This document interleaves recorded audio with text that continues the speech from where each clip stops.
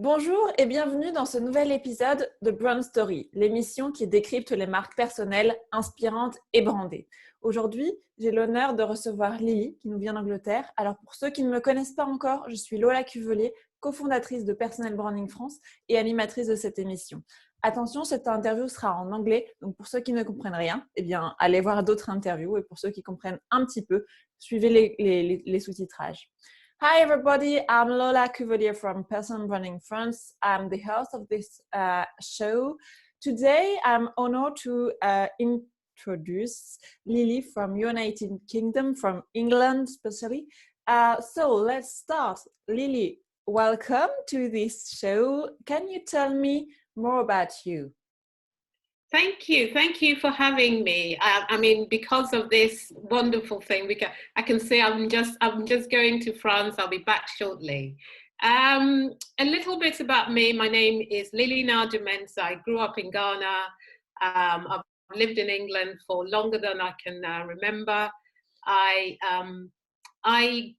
literally help people look good on paper, in person, and online, and I put that all together by helping entrepreneurs and business people as well as career people get better results from their personal brand. And I'm also the founder of Links Media, where I also do branding for corporates and for small businesses. And I always say, my job is to make your brand sparkle.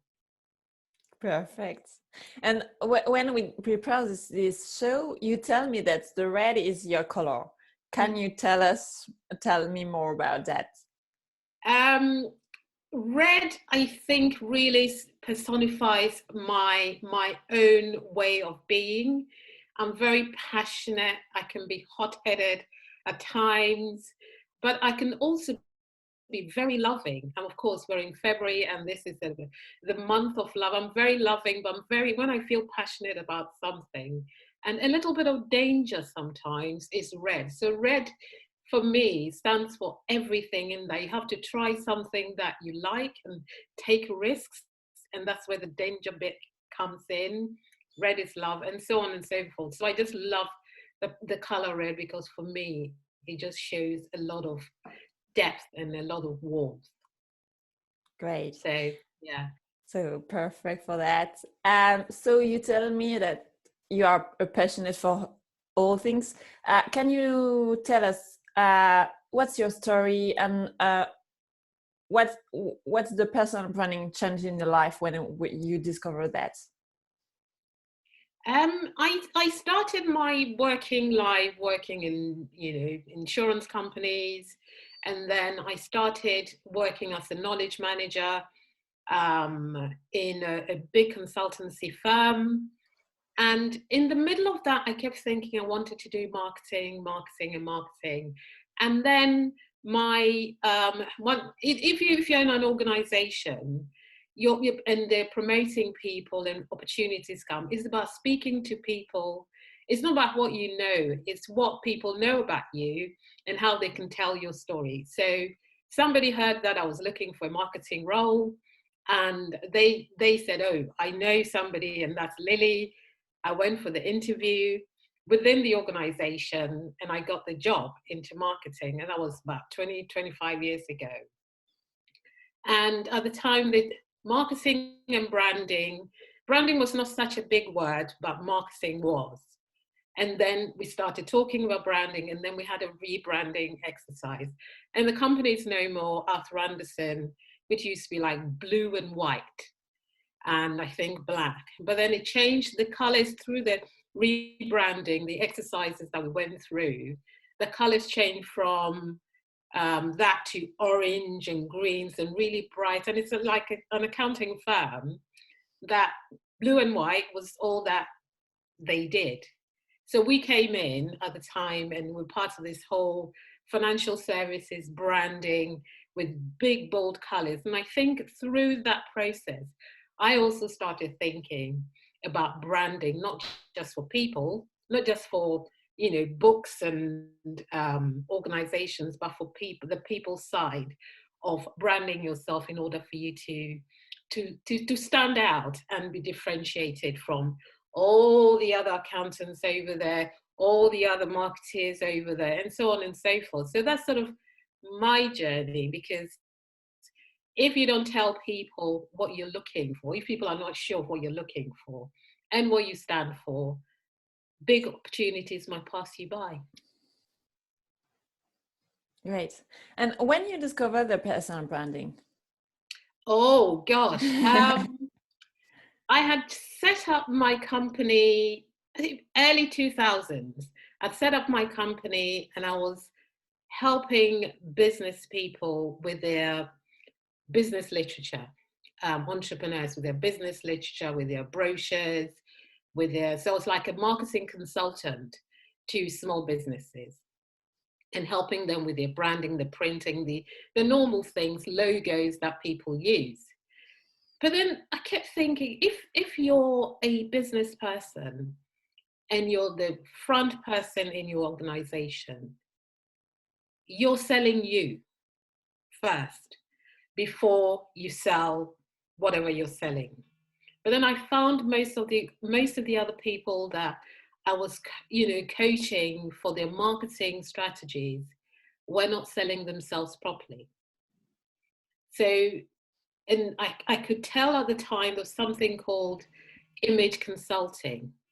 And that's all people seem to think personal branding was when I went online to look for, because I wanted to think image, your literature, and you as an individual. But it kept pointing me to image consulting. And that's not the whole package that personal branding, in my mind, stood for. And then I came across Reach. And they were starting to talk about personal branding. And then I felt, I stumbled over William Aruda, and I went on his course I went on his course in 2004, 2005, that long ago, and put my corporate branding experience together with the learnings that I learned from Reach, and shall we say the rest is history. So I married my corporate branding with what I learned from Reach and all those other little readings that I had to understand what personal branding really is. And it's not just about putting on a nice suit. Right. And for you, what's the difference between the personal branding and the self-marketing? Self-marketing I think is very, it's good to have that, but you need to do some inner work first. You need to go back and understand where your North Star is, where you're heading, where you would like to be, but then you need to strip back. And it's no different from corporate branding. If you're going to do a rebranding exercise, you need to go back. And I think with branding, and we all have brands, whether you like it or not, but going back to basics, going back to what you know, and going back to your backstory, I think is the first step of personal branding. Whereas self-marketing, everybody can just write a script and say, I am who I am, and I'm marketing myself. It's slightly different. And I think it's probably towards the end of the personal branding process that you do the self-marketing, but you have to do so much work at the beginning. And I look at it as a diamond. Before, the diamond that you have in your hand today would have come from a lot of dirt from the ground. But before the diamond gets to you, would have gone through so many processes in order to get to Tiffany, and in order for it to come into your hand, in order for it to get into your jewelry box. So look at yourself as the diamond that you are, and then you look at the processes through which the diamond goes through in order to be this sparkling, wonderful thing that we all, well, most people love. I do. Great. Thank you for this definition, because in France we have the problem of that some people it's not possible to translate. We talk about translation. We talk about the difference in French and English speaking people just before recording. But in French, it's not possible to translate exactly personal branding because it's not. For that we make a big paragraph for that, just for that. And so some people translate personal branding, is self-marketing. And when I see that, I say, okay, they don't understand anything, because to me, branding and personal branding, it's about brand, it's about you, and self-marketing, it's about market. Yes. And it's very different. And people say, okay, it's for French people, it's the same, but it's not the same one. And so I think it's not just in France that we have that problem. It's everywhere.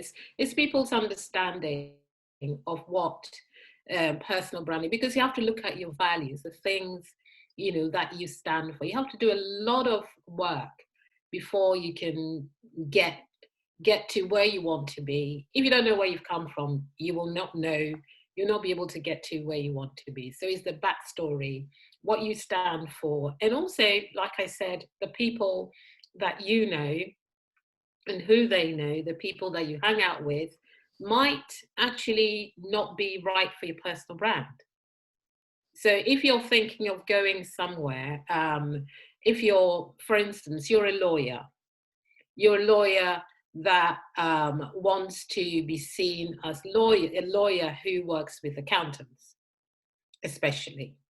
You're not going to be putting yourself into the space of maybe artists, because you have to be seen that as the accountant's lawyer. And you have to understand, so you have to put yourself in the mix of those people who you want to know about you. So it's all that work that you need to do before you actually get to start speaking to the accountant. So again, I keep saying there's a lot of work in the backstory that moves us to the place that we want to be. And that's what the process of personal branding, that's the bit that I like, actually. Working and seeing people move from very ordinary people who are even afraid to speak. And then eventually you see them and they're like 10, you know, so many inches taller. Again, just like I was quite shy. You wouldn't believe it, would you? I was quite shy. I didn't want to say too much. But once I'd gotten myself, I'd done the work and known where my strengths are. Again, personal branding is about knowing your strengths and working it and adding to it to make sure that the things that you're not good at, we all know that, it becomes irrelevant because you're working to your strengths. And that's the value, that's the extra value that personal branding brings to an individual. Great. And I say my next question is very hard, because for me that I can't reply, but I think you have some detail for that. What's your brand? Can you define your brand generally? Generally, I think if you say everybody knows me as work your quirks. I'm very quirky.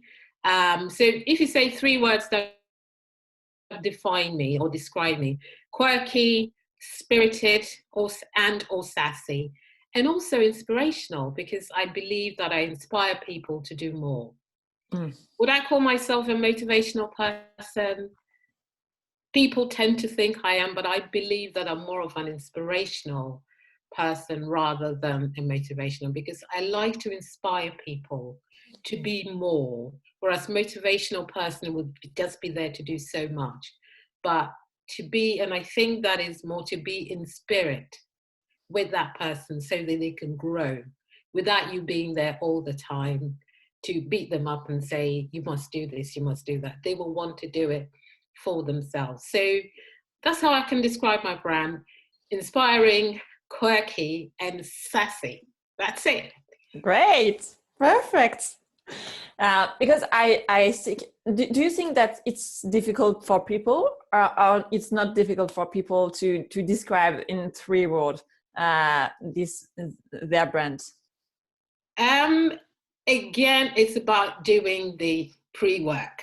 I didn't just get up and know all these 3 words just like that. You know, it's like I didn't get up looking this fancy. It's all about the pre-work. So the more you do the research on yourself, the more you speak to people about how they see you, because it's not just about how you see yourself, it's the feedback that you get. And I think once you've done the pre-work and you start to live it, then you can speak it. You can speak truth to that thing that you're becoming. So you do the pre-work first. And I think in my book, I have this sort of 4 ways, 4 processes, 4 stages of the personal branding process, which is the research part, which is number 1. And then the review part is what you found in your research, you review it. And the 3rd part is the reveal, which is where you start to show more. And then in the final part is the refine. That is where you keep adding to it and refining it to the point that you have it, the 3 words, just like that. Great. So you tell us that your brand is like inspiring. Can you tell us tips maybe to people who want to be more inspiring, more branded, more they're more embodying their personal brands? What's the first thing that we must do for be more a personal brand? The thing broke a little bit. Can you repeat that? Okay. Can you tell us a tips or maybe a key for embody our personal brand, more inspiring, more branded? I think, let's say 3 tips is to have very good people around you. And I call them my heroes and my sheroes. So it's the people around you who will help you to get from A to B, and make sure that those people know exactly, because they will be selling your brand when you're asleep. So people around you, relationships, make sure those relationships are tight. You feed that relationship as if you would feed a child to grow. So relationships is number 1 thing. The second thing is to know and be clear what you stand for. That clarity, because if one day you're sitting in this corner, and the next day you're sitting in that corner, nobody quite knows how to describe you when you're all over the place. So find a ground, stick to it, stick your wagon to it, and everybody knows that when Lily turns up, she's always got red on. You know, red is the color of her soul. And finally, I would say give back to those who are coming behind you, because in giving back, you also receive. So those are the 3 things, charity, whether it's charitable stuff, helping young women to be more confident in themselves, because I'm a woman. I could help young men, but I wouldn't even know what to say to them. My children, my boys don't even speak to me, so I can't advise them, but I would be better placed to help young women than I would helping young men. So yeah, it's about standing your ground, knowing what you stand for, helping other people, and so on and so forth. So those would be the things that, relationships, knowing what you stand for, and helping others. Those would be the 3. That's what people will remember you for in times when I think relationship building, I remember somebody said, is digging your well long before you're thirsty. So building that relationship is an ongoing thing, and you have to keep feeding that like you'd feed, like I said, a young person. Yes. And what if we want to you tell that you write a book? Mm-hmm. Do you have other training or other things to be more with you? Because my work is very much on a professional level.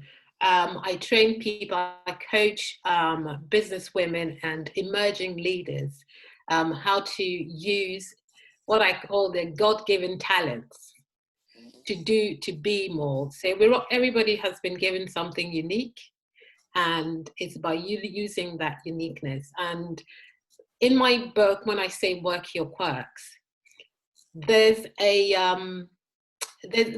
there's some the word quirk actually is an acronym, which is quality. The Q is for quality, the U is for unique, the I is for integrity, the R is for realistic, being realistic with what you have, and the K is for kind to self. So quirk stands for quality, Quirk, and those are the things that I use to support people in terms of how I coach people to be more, i.e. find your quirks and work it. Great. Thank you very much for that. I come back on what's your passion? What do you love to do in your life? My passion, gosh, I've got so many passions. But in the pandemic, I can't really do much. But again, I love to talk to people. I talk too much, but it's a good thing. And when I was at school, I was told that I talk too much, but now talking is actually making me money. So, hey, what do the teachers know? Yeah, what do the teachers know? But I just like to speak to people all the time. So I'm either talking to people on the phone with friends, going to parties. I love music. So sometimes I'm a DJ at family parties. Yeah. Oh yeah. Feelings. Well, you can't. I don't think. But I just take my boombox, put in the boot of my car, and everybody says, "Oh, Auntie Lily's there. Auntie Lily's got the music. We're all going to boogie." And so, music, family, gatherings where you can all come together, and I don't know. That's where because I'm an extrovert, I need people around me to make me feel alive. So this pandemic is not good for my personal brand. Okay. And what's sorry for that, but what's the pandemic change in your job and in your life? Oh, Groundhog Day. Every day is the same day, pretty much. But what I tend to do is I try and do like I call it a fake commute. So I try and have two bookends to my day. Wake up, go to the station, whether I'm running or I'm already dressed. I go out in the morning. In the afternoon, at lunchtime, I go and walk in the park. Or if I'm not walking in the park, I sit down and watch a funny old half an hour, anything on the TV for half an hour. I just move away from my desk. And in the evenings, I go out again if I can, depending on the weather, of course. If I can, go out and go for a walk and come back. That way, I think I've had a full day. And then half the time, even if I haven't finished my work, I know I'm nearly at the end, so I don't stay too late, like still behind my desk at 8, 9 p.m. unless there's a deadline that I need to finish. But otherwise, I try and manage my day within 9 to 5, 8 to 6 kind of thing. So I can have family time and kick back and relax. So that I'm not always stressed, because that's part of the personal branding thing. The K is to be kind to yourself. Because if you're always stressed, you know, I'm too busy, then then that causes you not to shine when you're interacting with other people.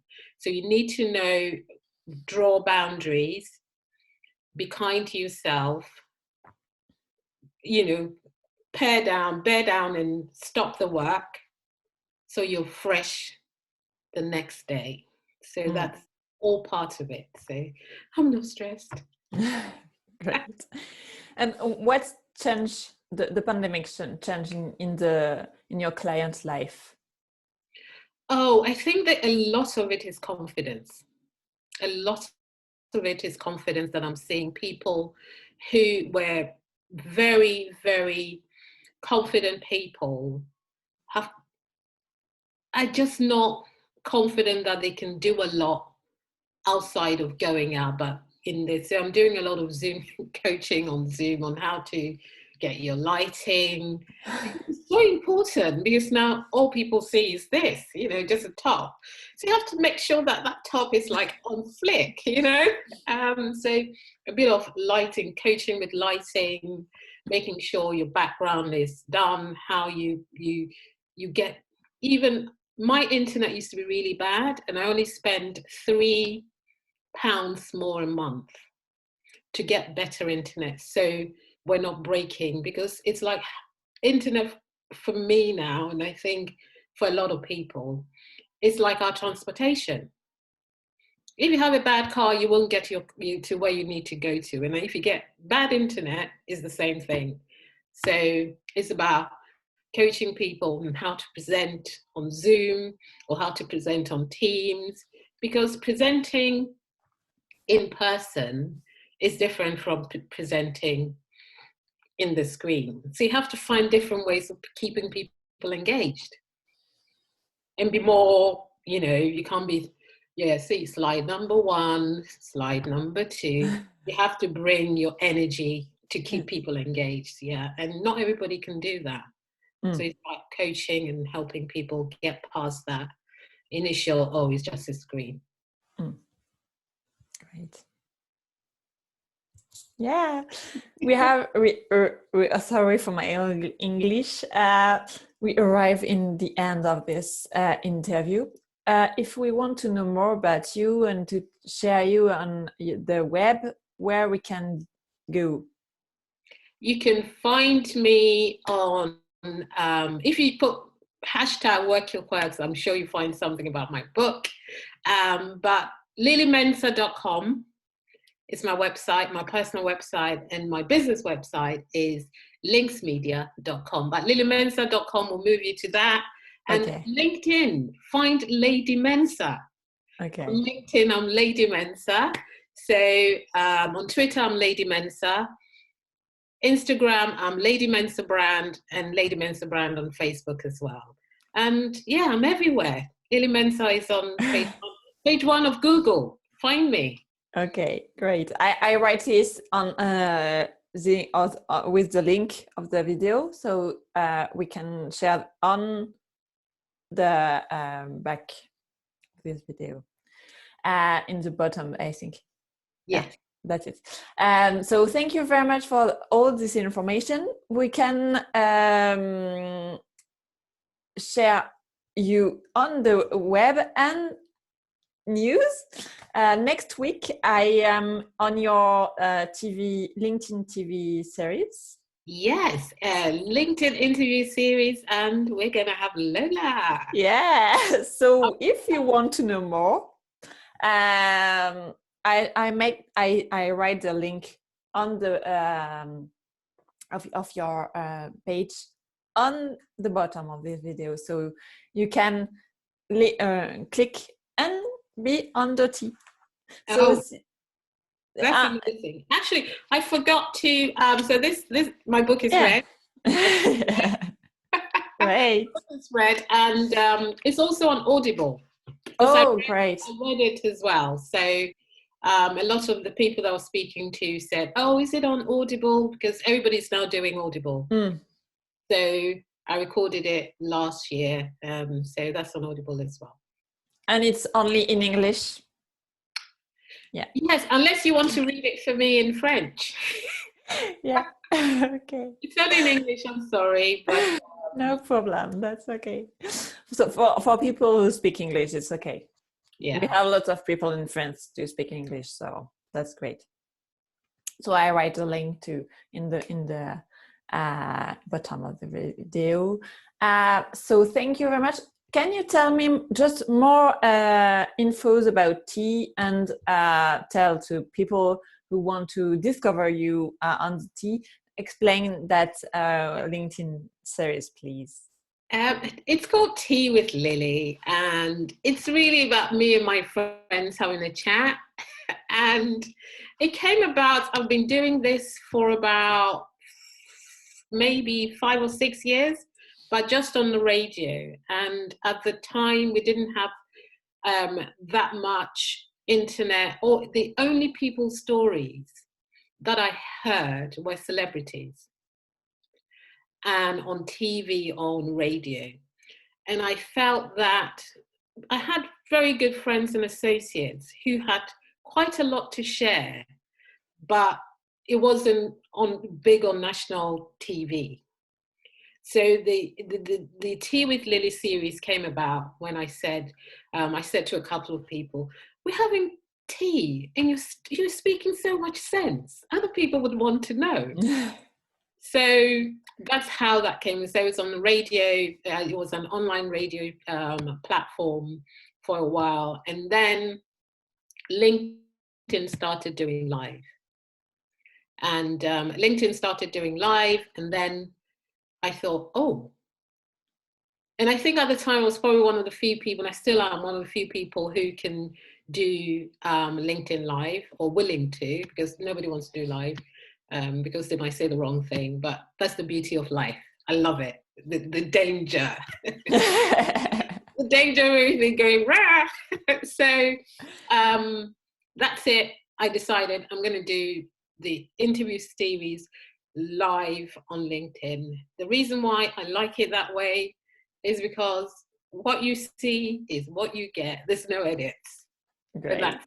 And so but I just ask people similar stories, what would be the advice, their journey. And normally it's about topical issues, how people are finding jobs and what have you. So that's how Tea with Lily came about. I want everybody to know that I have friends who know a lot.